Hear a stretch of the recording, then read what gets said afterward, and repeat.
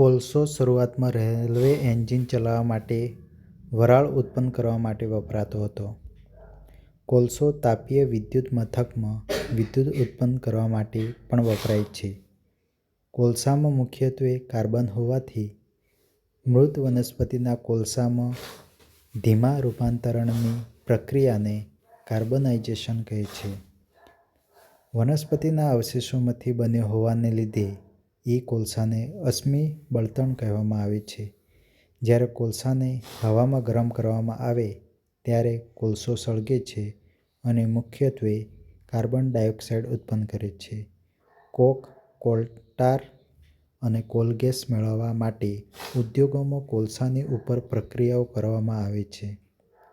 કોક સખત, છિદ્રાળુ અને કાળા રંગનો પદાર્થ છે. કોક કાર્બનનો લગભગ સંપૂર્ણ શુદ્ધ સ્વરૂપ છે. કોકનો ઉપયોગ સ્ટીલના ઉત્પાદનમાં અને ઘણી ધાતુઓના નિષ્કર્ષણમાં થાય છે.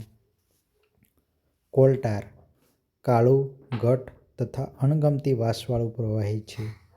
કોલ-ટારમાંથી મળતી નીપજોનો ઉપયોગ રોજિંદા જીવનમાં વપરાતી ચીજ વસ્તુઓના ઉત્પાદનના પ્રાથમિક ઘટક તરીકે વપરાય છે અને ઉદ્યોગો જેવા સંશ્લેષિત રંગો, દવાઓ, વિસ્ફોટકો, સુગંધિત દ્રવ્યો અથવા પરફ્યુમ્સ, પ્લાસ્ટિક, પેઇન્ટ્સ, ફોટોગ્રાફિક પદાર્થો તથા છત બનાવવા માટે પદાર્થો વગેરેમાં કોલ-ટાર વપરાય છે.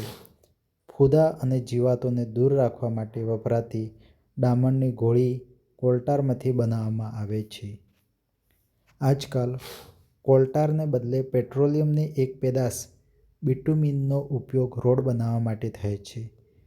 કોલસામાંથી કોક બનાવવાની પ્રક્રિયા દરમિયાન કોલ-ગેસ મેળવવામાં આવે છે. સૌ પ્રથમવાર 1810માં લંડનમાં તથા 1820ની આસપાસ ન્યૂયોર્કમાં રસ્તા પરની લાઇટ માટે કોલ-ગેસનો ઉપયોગ થયો હતો. આજકાલ કોલ-ગેસ પ્રકાશના સ્ત્રોત તરીકે વાપરવા કરતાં ઉષ્માના સ્ત્રોત તરીકે વાપરવામાં આવે છે.